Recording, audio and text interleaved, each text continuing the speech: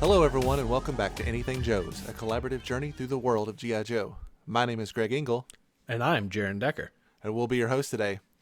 Jaren, I feel like I've done you a great disservice because when we started this podcast, I told you that I was going to kind of teach you everything there is to know, and then we've spent the last month and a half talking about all the breaking news in the G.I. Joe community. It's definitely been a learning experience, that's for sure. Yeah, so I plan to correct that starting now.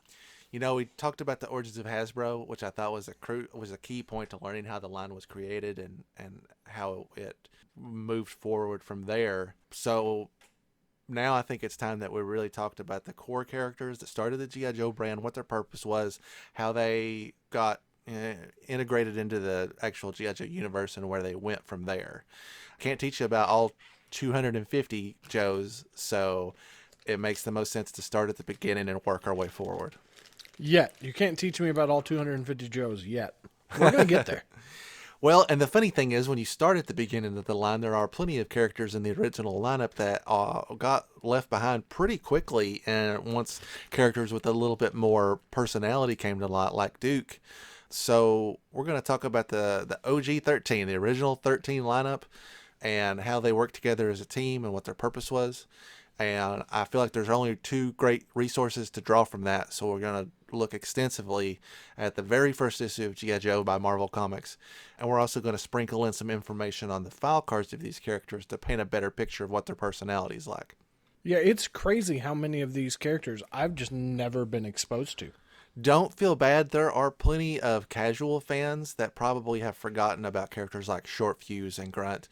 Just characters that don't really come back that often because they were replaced with flashier counterparts. Yeah, flashiers for sure. These guys are definitely the most grounded, realistic, OD green colored of the Joes for sure.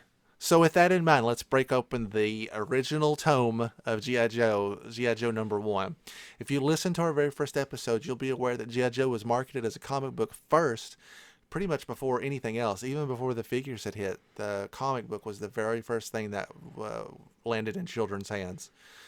You know, it's really a marketing genius, you know, because of the stipulations on advertising towards kids and things with toys and then the loose restrictions on comic books. It's just really phenomenal to see how they pieced that together and went aggressively at that and how much it succeeded. It is hard for me to look at this, like many things, with a fresh set of eyes, Jaren. So I'd like for you to look at this cover and kind of give me your pros and cons. Just kind of, what's your gut feeling when you see this cover? Man, it's got a lot. I will say that. It's got the red and yellow, which are, you know, your eye-catching colors in marketing. I think it looks really cool, though. Like, I mean, it's definitely dated. You know, it screams 80s, but there's something charming about it. You know, the characters all are pretty different while also looking uniform, if that makes sense. Like, you can tell that they belong on a team, but it doesn't look like they just colored a different face on, you know, 6 different bodies. Which is ironic because the figures were basically palette swaps all over the place. They really had a very limited set of tooling on the originals. Yeah, again, it is hard for me to look at this cover and not just be like, memories. Yeah. Because it is just one of the most iconic covers in the line, and justifiably so. It's in number 1. If you remember any comic of any run, it's typically going to be the first issue. Some things to note about this cover are, first of all, it had a price point of $1.50, which is actually pretty expensive for a comic book back then. And in that little upper left-hand corner box, that is Grunt with his fist in the air. He would be the mascot of the corner box icon for at least the first 100 issues of G.I. Joe. Oh, wow. That's really impressive considering he's someone I've never heard of. Yeah, and not to dwindle too long on the cover, but I do think it's funny that everybody's firing in a different direction, and including the tank. It also is weird that Hawk, I assume that is Hawk, jumping off in just kind of a random, I don't know what he used for leverage there. He was on the gun, and the gun moved. That's what I'm going to say. The tagline on the front of the cover says the ultimate weapon of democracy, which is a very funny turn of a phrase. That's the most American way to say that. Yeah, introducing America's sensational new Special Missions Force for the 80s. Little did they know that all these years later, they'd still be a sensational special missions force. All right, so let's go ahead and crack this bad boy open. It's interesting that on the very first page, before you get to the story or anything, they just slapped in like a little, not quite a blueprint, but it's like a weapon profile.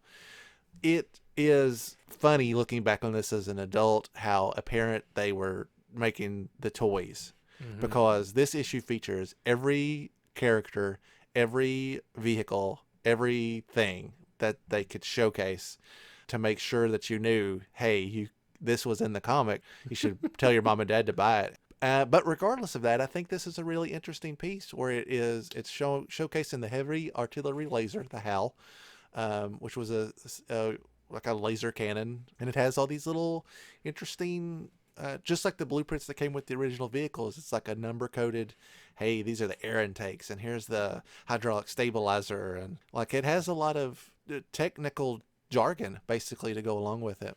This is the kind of thing that I ate up as a kid and still eat up now. So like I am the exact demographic that they were attacking still. Like like this makes me want a HAL. Like I'm like, ooh, that's cool. I want to see how the toy is. Yeah, I totally get that. They even included the very first G.I. Joe we're introduced to, which is Flash, who says in the lower bubble, "I'm Flash, and I'd like to tell you all about my little pea shooter, but I can't.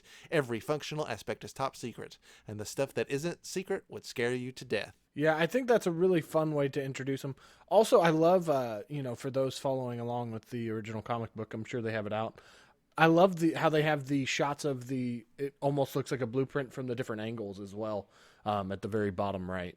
I just think that looks really cool. Yeah, and if you're listening to this and you're not following along or you don't have it with you, you can check out this exact same content on our YouTube, and I'll have a visual aid to go along with it as a refresher. So, since Flash is the first guy that we came across, let's talk about Flash, because we've only got 13 characters to dive into, and I want to make sure you know them all. Flash's real name is Anthony S. Gambello. He's born in California. His primary specialty is infantry, and his secondary specialty is electronics.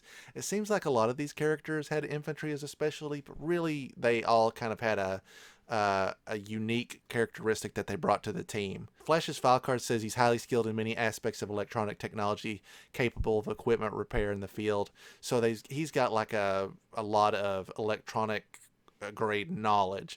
Although in most incarnations of Flash, you'll see him as a laser rifle trooper. Like he has a sci-fi like laser that he uses to melt doors and things like that. It's interesting that you say the infantry, because they're definitely trying to be as realistic, I think, as you could be and still entertain kids. Because this is an infantry squad. You know, you see the toy weapons and stuff, but for all intents and purposes, this is a squad of infantrymen.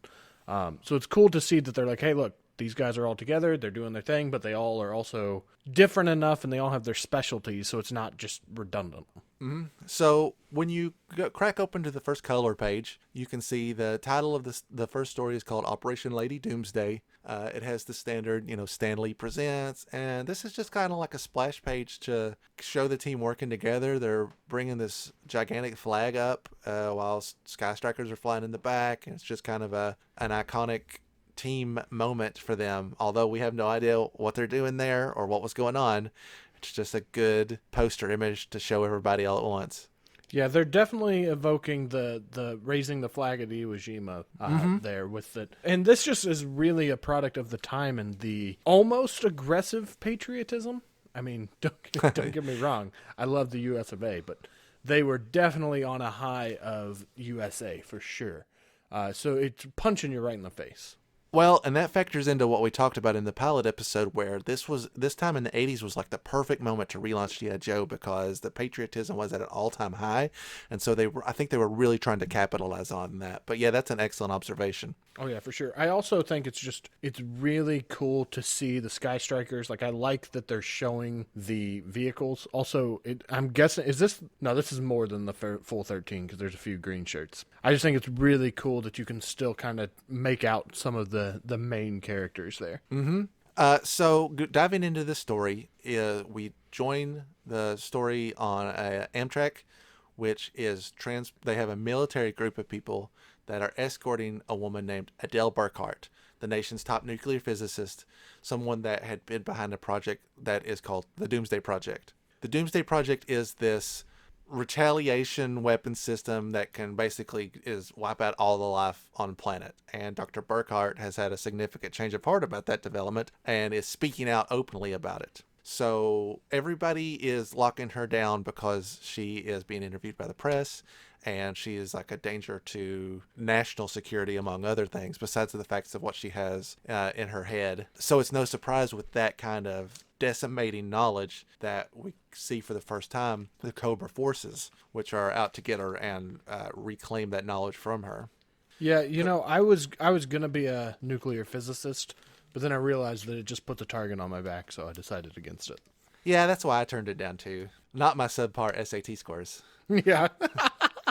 So it's funny that the very first Cobra troopers were introduced. We see the regular Cobra troopers. They're flying in on some kind of, it looks like some kind of modified glider, but has a little tiny propeller on the back. Yeah, it's like a powered hang glider, but it also looks like they can move the arms out a little bit and steer, or maybe it actually looks more like it's got one actual arm and then they're strapped. Yeah. So they can have one arm free to shoot. So interestingly enough, the first actual Cobra personality that we're introduced to isn't Cobra Commander. It's the Baroness, who's boarded the train and has been brought in with taking Dr. Burkhart alive. Now keep in mind, at this point of the original lineup of Cobra, Baroness was not a character. Baroness was created by Larry Hama, and then we got a character of her later. And the reasoning behind that was simply that when Larry went to write the comic, he didn't have enough bad guys. So he had to make some bad guys up to kind of fill out the roster. So Cobra is also disguised as some of the reporters on board that take out some of the people that are guarding Dr. Burkhart, and they take her hostage.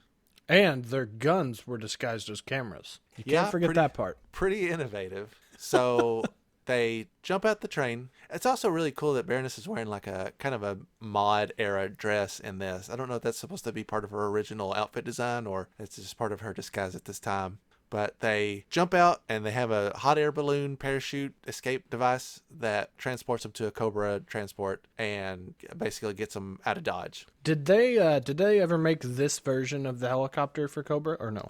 They didn't, and you will see a lot of variations of a Cobra chopper over the years, none of which make the jump to the toy line, unfortunately. Yeah, because this is a cool design, but it is also a lot more realistic than most of the Cobra designs. Mm-hmm. So cut from there to the Pentagon, where they are kind of they're surveying the damage that's been done. This is the first time that we meet General Austin and General Flagg, who are pretty much the two highest up people in the chain when it comes to these type of things. They are discussing the problem at hand, which is that they can't let Dr. Burkhart relay the information she knows about the Doomsday Project to a terrorist organization like Cobra. So, despite... I really like the fact that the kind of like ransom letter, I guess it's not even really ransom, just a don't try to get her. I like that he just signs Cobra.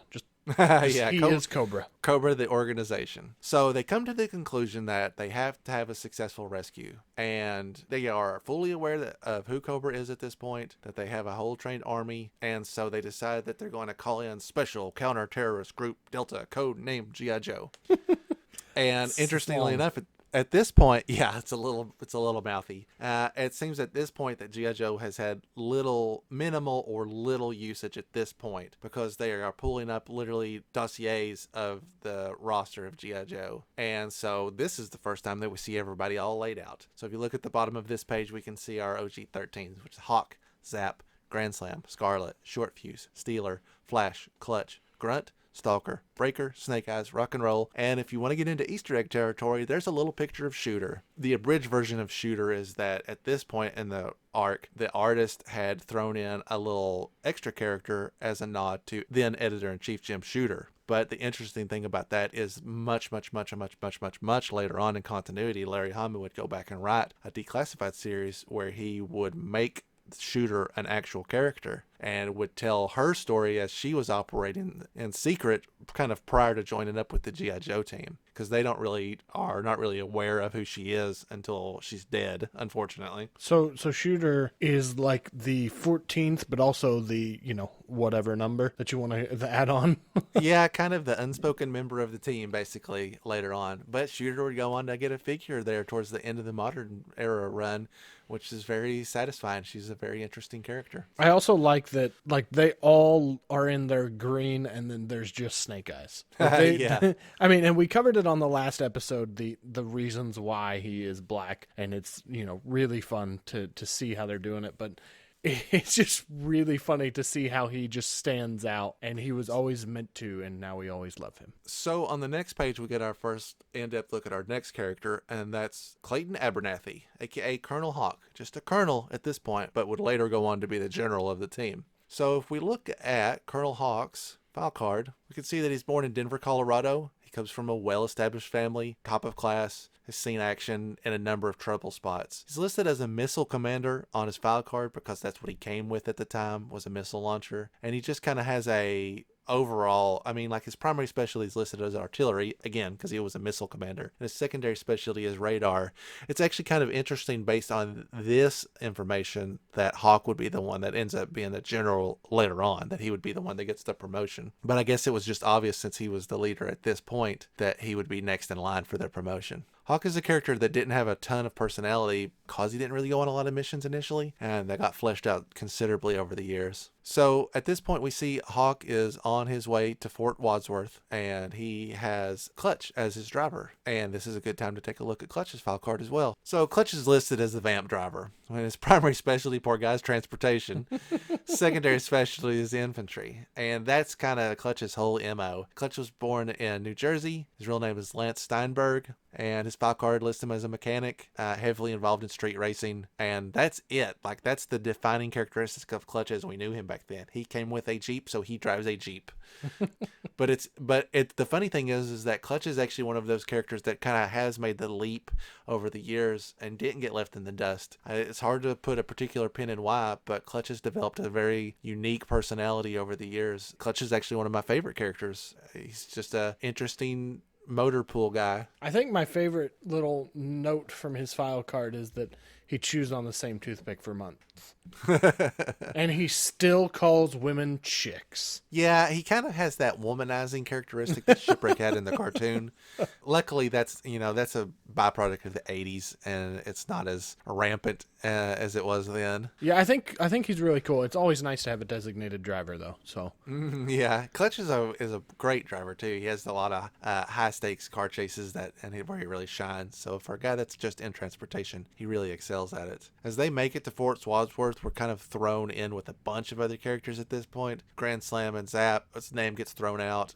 Rock and Roll and Steeler. Everybody's kind of all here at once now. And it's at this point where the VAMP takes a kind of a secret hydraulic lift that takes him down into the crux of the G.I. Joe Combat Training Center. So you get to see what the G.I. Joe headquarters, it's like your first impression of the G.I. Joe headquarters. Can I just say, before we touch on the rest of this, the VAMP has to be one of my favorite designed vehicles, just in any format of any pop culture universe. Like, I just love how it looks. The VAMP has a simplicity to it that is endearing, but is also such a practical vehicle to have as a kid, where you're like, I can get just a handful of guys on here. It has a cool cannon on the back. It had just enough detachable accessories to make it kind of unique. I love the VAMP. It is also one of my favorite vehicles. It just proves that G.I. Joe vehicles didn't have to be overly elaborate to be endearing. Yeah, and as you know, that is the first G.I. Joe vehicle I ever owned. Yeah, so in the checkbox of things that Jaren's doing in the G.I. Joe world, Jaren acquired his first vehicle, and it was an OG VAMP that I picked up for him at the Kentuckiana G.I. Joe Expo. And I can't think of a better place to start, honestly. It's a delightful vehicle. It's very, very fun. My second and third will probably end up being the All-Striker and the Hiss when they get re-released. Mm-hmm. But who knows? Maybe I almost bought a Barracuda the other day, so maybe I'll randomly buy some other vehicle. You never know. So the G.I. Joe Combat Training Center, I'm not going to get too in-depth with, because we're going to talk extensively about the pit at the end of this issue. But it's at this point that Colonel Hawk talks to everybody else that's on the team. You've basically seen everybody at this point now, because here's Breaker, here's Scarlet, there's Snake Eyes. Like, everybody's here and has been training. So they assemble everybody together in the briefing room. If I may, sorry, if you go to the page where you're overlooking, what is that like tank thing that they're doing there? Is that ever touched on, or? I think it's supposed to be like a submersion training. So if you were like a deep sea diver, you could get used to the effects of being underwater. Okay, that makes sense. I combat just the didn't know if bends. that was something that would come back or if that was just one of those things that they're like, hey, that looks really cool. Let's do it. It breaks up the look. I think it was just a really cool, or maybe they ran out of stuff for them to do, and they were like, "Here, throw him underwater." Yeah. Because I don't know who that would be in there. I mean, there are no underwater specialists on the team at this time. So at the briefing, they are telling the Joes that Cobra has Dr. Burkhart stashed on an island in the Caribbean. They ran a mission over it, and they have a video of the island. Now, to be clear, this is not the Cobra Island that we know and love now, because it doesn't exist at this point. This is just an island that they have taken over and are using as a headquarters. So this isn't the Cobra Island with the exclusives that are a pain in the butt to try to find. No, as we go through this later on, you'll see not only with the kind of the structure and design of Cobra Island, but how it was created, how they gained sovereignty there, and there are so many cool things that happen on Cobra Island. You eventually really kind of know exactly what the layout of it is. Oh, that's pretty cool. It becomes like its own character. Yeah. Yeah, it's as noticeable or rememberable of a headquarters as the pit is. So Hawk is divvying out the teams on who's going to do what on this Cobra Island. Grunt, Stalker, and Short Fuse will take out the airfield, tower, and hangar, leaving one small aircraft intact. Flash and Breaker are assigned to take care of the radar. Scarlet and Snake Eyes will knock out the generator in the fort, and then they show him the only known photo of Cobra Commander. He's got very broad shoulders in that one. It's interesting that at this point the G.I. Joe team has never faced Cobra or any aspect of it. And it's also worth noting that in this first run, especially with the original team of 13, they only fight Cobra specifically in a handful of them. Yes, it's their main target, it's their main threat, but there's also a pretty good little slew of other things that G.I. Joe gets tasked to do at this time. And I guess it's safe to assume prior to this, they had military business that didn't pertain to Cobra. That's fun. You can always go back and create your own stories, I guess. Yeah, there's a couple of different classified stories that are supposed to talk about how the team got together, but the continuity is pretty loose on that because it was written so many years later. They also show the team the picture of Baroness, which now we know, and he also shows them a picture of Dr. Burkhart. So there is some conflicting feelings about Dr. Burkhart because she's basically gone to the news and said, hey, the government's making this project and I don't agree with it. So military personnel feel a little jaded about that, but Hawk assures them that, hey, it's every citizen's right to speak their mind. They can disagree with the government if they want to. That's not our job. And this is pretty heavy for a kid's book. Even not just them questioning it, but even Snake Eyes signals and says, quote, how can the rights of an individual compare to the safety of the entire world? Wouldn't a B-52 bombing raid solve this problem with less risk? Which is the second time in just a handful of pages that they suggested that just killing Dr. Burkhart would be easier than saving her. And Hawk is like, no, we're the good guys. This island is a civilian population. It's not our job to judge her. We're soldiers. Our job is to follow orders, to do the impossible, and make it look easy, which is classic. So the G.I. Joe team is inserting themselves onto the island. They've already been detected by Cobra Commander, and they are immediately engaged by Cobra forces. Stalker wastes no time, and he slaps on the Jet Mobile Propulsion Unit, aka the Jump, and since they're focusing on him for a minute, so will we. Stalker's real name is Lonzo Wilkinson. He was born in Detroit, Michigan. His primary specialty, it's infantry. He's technically listed as a ranger, and his secondary specialty is medic or interpreter. Stalker was a warlord of a large urban street gang prior to enlistment. He's fluent in multiple languages, top of class basic combat training, advanced infantry training. They don't talk about it here, but it's well established later on that he's an excellent sniper. And at this point in the team lineup, Stalker is pretty strongly regarded, I would think, as the next in command. This is before there was a Duke or Flint, and the pecking order is a little gray. But I had always looked as, Stalker as kind of the next field commander when Hawk isn't there, which was pretty common. I'm really impressed with the diversity that they use, and they're not just creating him as a caricature. He is, it would be easy for them to just be like, oh, well, we're going to make him the token person of color, and we're going to do this, this, and this. But he is like, in my opinion, probably the most educated. I mean, he's fluent in all those different languages, and some of those are weird, like Swahili, Arabic. Like those are some like advanced and different languages. So it's not like he's just learning a couple that are similar. So I think it's really great to see that even in the 80s, they were kind of pushing forward on some things. Yeah, this is something that most people will bring up at some point, is the diversity in G.I. Joe, especially during the 80s, is pretty out of this world. Not only do you have a person of color color like Stalker, but even though Zap was born in New York City, he is of Hispanic origin. They have a female that's on the team, stuff that you didn't really see in toy lines at this time. So I think that's excellent. And I think that only grew as time goes on, which I think is great. So after Stalker takes care of business, they land and they've got a little hand-drawn map where they're checking out where everybody has to go. The Cobra forces have reported back to Cobra Commander and said they've basically failed. But Cobra Commander knows what he's doing, and they're armed to the teeth here in the fort, and they're basically ready for him. And you do see Baroness in kind of her more traditional look as well. Yeah, she's got that kind of, I mean, typically she wears black, and this is kind of colored as more of a blue, but still, you're right, this is a little bit more in line with what we're used to seeing her wear. So, as they are looking to silence the alarm, this is the first chance that will, as a callback to what I was talking about earlier, where Flash breaks out his laser gun or his laser rifle and cuts down on this wire so they can hack into it and make everything look like an all clear. In the meantime, the forward attacking force, Scarlet and Snake Eyes, has laid eyes on Dr. Burkhart. So as the team progresses with its infiltration, we get another look at a specialist, and that's good old Short Fuse, who drops a mortar on the airstrip and blows up one of their planes. So Short Fuse is definitely one of the characters that falls under everybody's radar, which is a shame because he's really, really cool. Short Fuse is listed as a mortar soldier, as shown here. His real name is Eric Friested. I think that's correct. Born in Chicago. Comes from a military family. Enjoys abstract mathematics and can plot artillery azimuths and tribulations in his head. Short Fuse is their mortar guy, and even though there was a different mortar guy that came along later, he is, and maybe it's because his specialty is so specific that he didn't get a lot of time, but I think Short Fuse is a very interesting character. Yeah, once again, it really shows that they were trying to be really realistic, especially here in the beginning, you know, giving all of these people pretty traditional. I mean, granted, squads of people aren't normally, you know, this diverse. It's normally, you know, this actual infantry squad, you have a mortar squad, but they kind of like have boiled down the essence of what the military is and given everybody a different, you know, of course they're all infantry, which actually he is listed as an infantry engineer. So still infantry, but a little bit different as a secondary specialty. But, you know, it definitely seems like they're trying to diversify kind of the specialties of each of these characters and really get run the whole gambit of what the military is. So as the team is starting to come together, having accomplished their mission, Breaker and Flash have knocked out the radar.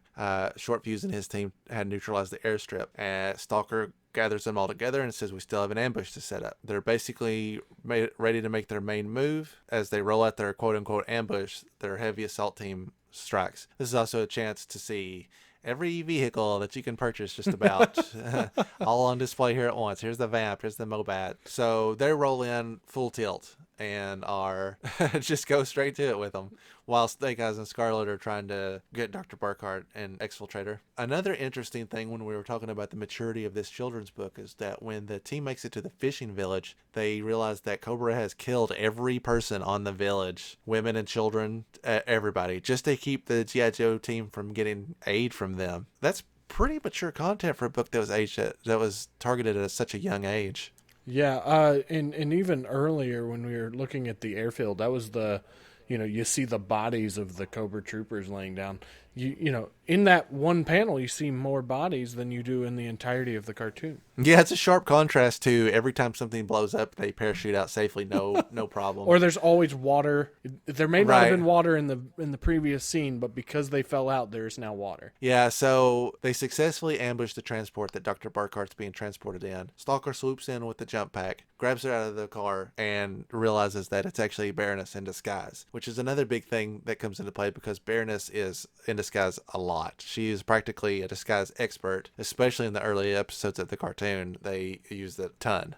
She's more successful at being a disguise person than Zartan is. Yeah, honestly. And this is also when Cobra Commander reveals that his true plot wasn't to extract the Doomsday plan. It was he was just using her to lure the G.I. Joe team into a trap, which is very interesting that he was so actively ready to engage with them. Yeah, it definitely seems like a stark contrast to the cartoon when he is definitely a lot more kind of slow to directly engage against them, I would say. Yeah, he's not as cowardly as he is in the cartoon, that's for sure. But the cartoon and the comic are definitely two completely different creatures in almost every way. Snake Eyes and Scarlet are able to make it to the main room where Cobra Commander is holding Dr. Burkhart at gunpoint, and while the rest of the G.I. Joe team is outside holding them off. as Cobra Commander is threatening Scarlet and Snake Eyes to let him escape safely, Dr. Burkhart, at the risk of her own life, warns them that it's a trap. I love the fact that that he has changed from his hooded into his more like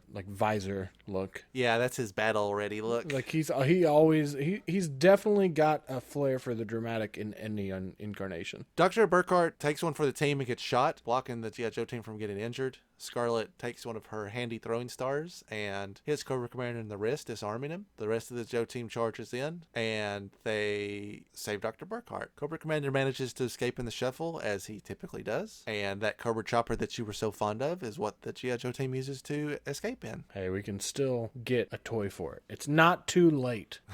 So as the Joe team leaves with Dr. Burkhart and Cobra Commander and Baroness escape on their own route, that's the conclusion of the first story from Operation Lady Doomsday. We'll take this moment to cover a couple characters that we haven't talked about yet. Let's talk about Grunt. So before we started recording, Jaren, you were telling me an interesting fact that you learned about Grunt today. Would you like to tell the audience at home about it? Yeah, so it made me feel really proud because, before today I'd never heard of him existing, and now I feel like I've got a little cheat sheet for him. He is one of those characters that people have traditionally kind of put into a troop builder, kind of have lumped him into the green shirts, but he is a specialized character. He is a named character. You know, if you have multiple grunts, you would have to do something to kind of make that make sense, because there can't be multiple Robert Graves unless you bring in cloning, or his parents had twins that they didn't know about and he didn't know about. So it's that's two Star Wars references that you just tried to sneak in. You never know, man. I'm on to you, buddy. Yeah. So it's cool to see that he is a named character. I mean, he does, he seems like the most basic of the troopers. His name is literally Grunt, which is a term for infantryman. So I can definitely understand. And if I hadn't learned that, I would probably be the same way, thinking that he was just a troop builder. But he is actually specialized. I believe he left to go to college at one point in the continuity. You can correct me if I'm wrong on that one, Greg. Spoilers. Ooh. Hey, look at me. I'm doing research. I'm learning stuff. So it's sad to see that he's been left behind, because I like his design. I think his kind of story is cool, because it seems like he's almost like the everyman of the group. Like he's just a regular soldier who has joined in, and he's trying to do his best. Yeah, so, I mean, there's really not a whole lot to cover other than what you just said. Grunt was kind of a generalized infantry trooper, and I guess that's why it goes along with his name. As a general rule, the people that are the actual disposable troopers of the G.I. Joe universe are called green shirts, much like disposable characters in the Star Trek universe are called red shirts. But Grunt was a unique character who, I mean, he got a little bit of action in the G.I. Joe book, but significantly less than others. Definitely not on the level of Snake Eyes, that's for sure. Let's also take a second and talk about another character that has kind of had a revival, and that's Rock and Roll. Rock and Roll was in the recapped episode that we talked about when they were reconstructing a team of characters, and it was kind of interesting that he made the cut. Rock and Roll's real name is Craig McConnell. He was born in California. He is a machine gunner who was a surfer in Malibu prior to enlistment. Also plays bass guitar in local rock bands. No shocker from a guy named Rock and Roll. Cool thing about Rock and Roll is that Rock and Roll does have a lot of personality and no pun intended, stick to his guns. He's a machine gunner. He uses a machine gun. He's always used a machine gun. Not to mention he has that like fierce blonde beard that kind of sets him apart. Over the run of the comic book, Rock and Roll and Clutch would become very good friends and were often seen together, getting into all kinds of trouble. They just became good buddies for no reason that we're clear on, but they're a very good tag team, I feel like. He's such a cool designed character too. I like that he has the two like ammo belt like draped across him.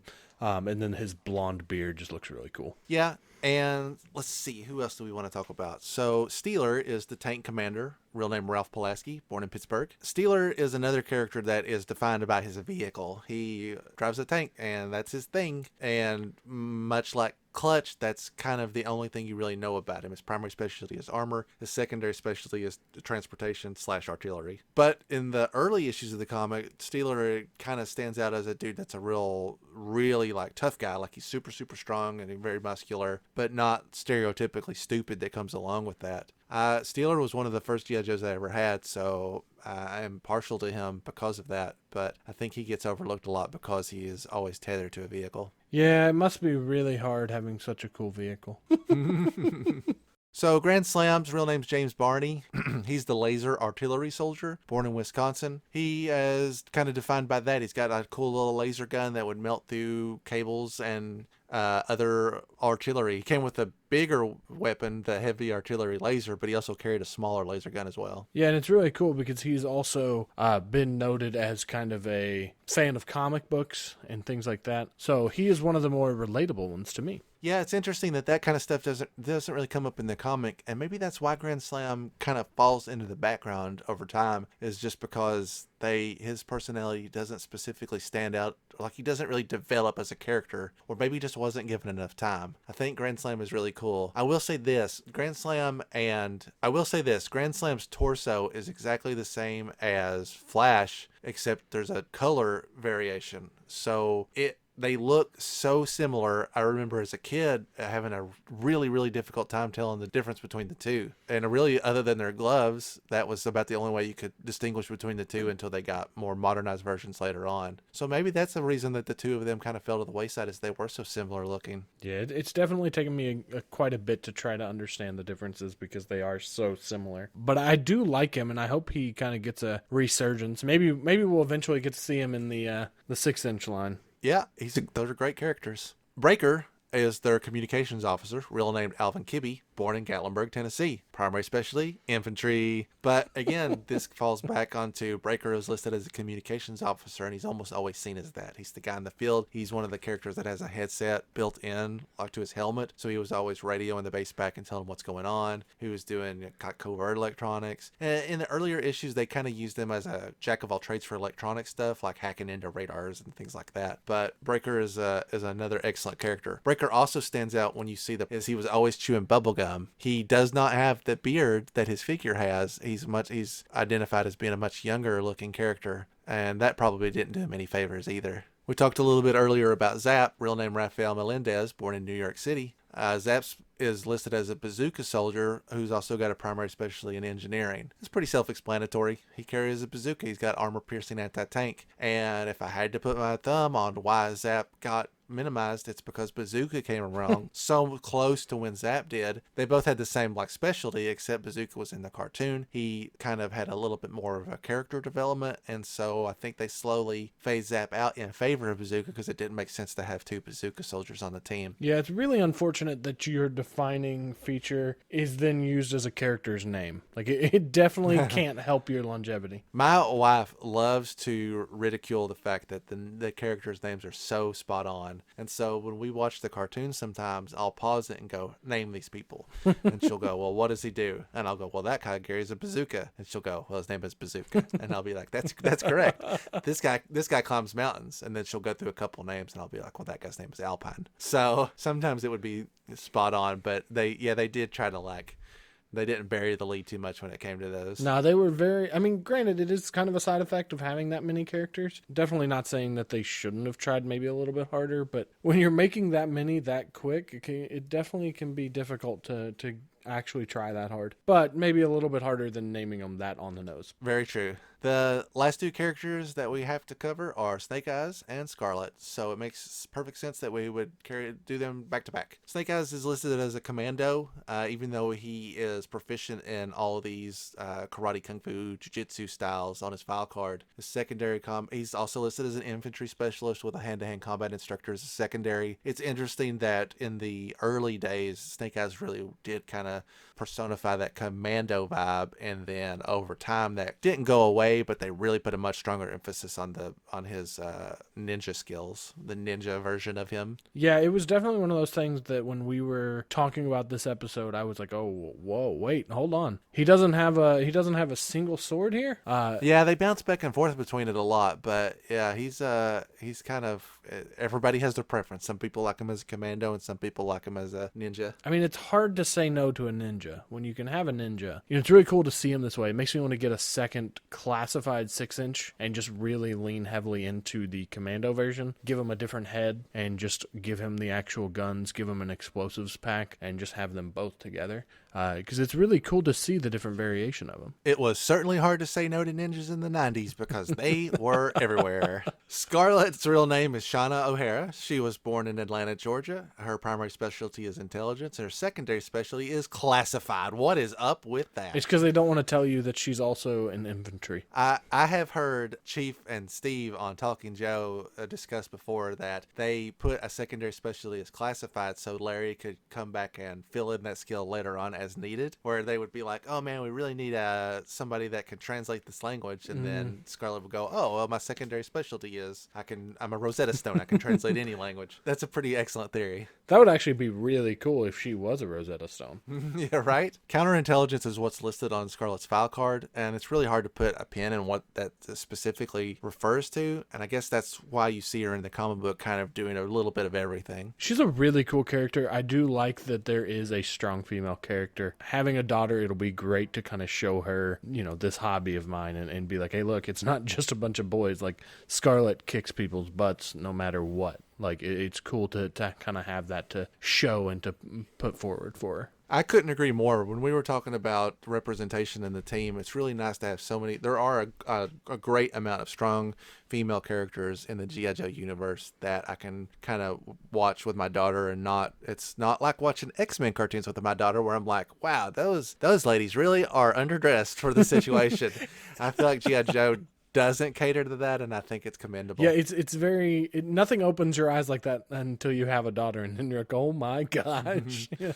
So let's finish out the rest of this book, and I want to take just a minute to talk about this incredibly detailed drawing of the pit that has been around forever, and is something that people still pore over the details of because it's so in-depth and so well drawn out. It covers every aspect of from the very tippy top where the motor pool is at to a floor-by-floor breakdown of where the action was at, where their living quarters were at, where are their generators. Here's an alternate escape route. I mean, this is an amazing thing to look at. Is awe-inspiring. Yeah, it's really a playset. It's really cool because it makes me want to build one. Yeah, it's a playset that's begging to be made. I know the scale and scope of it is probably borderline impossible without some truly impressive resources, but it's just so cool to look at. Maybe they'll do if we see a rebirth of the 3 3/4 line. Maybe the retro line continues, but maybe that's something that HasLab can do. They've done some really big pieces. Maybe they would be willing to do something like this for it. I would be over the moon to see something like this. It even shows where they park the tanks. It's amazing. I mean, it's something that has withheld the test of time. It's one of the most amazing things, and it's certainly something that you wouldn't expect to be in the back of the very first book before they had even carried on with what was going on. Yeah, it really makes me want, no joke, I want to build one. I don't have the skill is the only problem. Yeah. I could build the rough shape of it, but all the details and all that, not there. So after the main story in the original printing, it's gotten reprinted only a couple of times, but it does tend to get overlooked. There's a backup story in G.I. Joe #1 that's called, famously, Hot Potato. Hot Potato is a short, focused story based on Rock and Roll Scarlet Snake Eyes as they're in the desert trying to bring back this piece of intel and what that entails for them as they're trapped behind enemy lines. It's interesting that this is the first time you see the reference of Trucial Abysmia, which is the fictional Middle Eastern area that Larry created and will come into play time and time and time and time again. It's in so many stories, it's crazy. It's interesting that they task the Rock and Roll and Snake Eyes to make it through the desert with the tape, and it's interesting that in the first issue you really do get to see a side of Rock and Roll that you're not going to see in the regular story, because this story doesn't have the entire team in it. You do get this little flash of focus on these characters. This is also, right off the bat, the first time you really see that Snake Eyes does have an affection for Scarlet, because he kind of defies orders and turns around to save Scarlet's life and bring her back. At the end of this story, Rock and Roll completes his mission, delivers the tape, and then comes back for them also, which is really binding that camaraderie that the team had where they really looked out for each other and took care of one another. It's also interesting to see Hawk in action with the VAMP. And once again, it is definitely different because you see Scarlet and Snake Eyes just mowing these people down. Yeah, no bones about it. They weren't holding back. At the very, very end of this issue, which again is probably why this book was a little bit more expensive than the average book at this time, you get to see some breakdown classified files, which is basically just a reprint of the file cards with a kind of a clever little pinup. So we see Scarlet, and when we move on to the next page, we get to see Breaker with his iconic bubblegum chewing. We also get a pretty brief reprint of his file card information. We talked about Flash at the very beginning of this episode, and this is another great pinup that reprints his file card. And then on the next page, we get to see Stalker on the jump pack. I actually really like this art. You can see that the planes that are represented here are not really Sky Strikers. I'm not really sure what kind of vehicle that's supposed to be. They look very much like the ones I would have drawn as a kid. Like very straight lines, boxy. Yeah, they make me think of like old 60s Fantastic Four, Fantastic Car style vehicles that would just be a square. Yeah. Then as soon as you're done with the character profiles, have some more vehicle profiles. There's a pretty extensive breakdown of the VAMP, the Vehicle Attack Multipurpose. It shows the same specifications that we got in the very beginning with Flash, where it breaks down each part just like you're getting the blueprint that comes along with the vehicle. It's really cool, the VAMP. If you want to, you can look up the Lamborghini Cheetah. It is the real-life vehicle that gave the inspiration for the design of the VAMP. It makes me want one. That was, I believe it never actually made it into production. It was just a prototype. But it looks like a realist, like a real VAMP. Other than it looks like it was originally a 4-door, whereas the VAMP was more of a 2-seater. But it's really cool. I definitely recommend you checking that out if you like the design of the VAMP, like I do. Man, you really have been doing some expensive eBay shopping, haven't you? I've got one outside, and it just pulled up. I can't say anything. I've been looking for a DeLorean for about 25 years now. Oh my so gosh, if you ever find one, I will cry. It's so hard to find one that works or find working parts from one that doesn't. It's almost a pipe dream at this point. Yeah, and most of the ones now have already been built into a time machine, so that then it costs 10 times more. Right. And on the next page, they do the exact same thing for the Mobat, where you get to see Steeler and you get to see all of the interesting parts of the tank. It's funny now when you look back at it and go, wow, these are advertisements. But as a kid, you didn't really look at it like that. You just looked at it like, oh, additional information to help me understand the book. Pretty smart, man. I gotta say, they knew what they were doing. So that brings us to the end of the G.I. Joe #1. I felt like it was a good place to get a feel, almost like a Cliff Notes version of how the first 13 G.I. Joes worked as a team. If you are new to the franchise like Jaren is, I wanted to make sure we covered our bases, and I didn't want to overload you with too many characters, but I want you to get a sense for what the original team looked like. As we move forward, we won't examine every issue in depth, as the original team only functioned as an original team for less than a year. By the time issue 12 got here, the new characters were already rolling out and the team was starting to expand.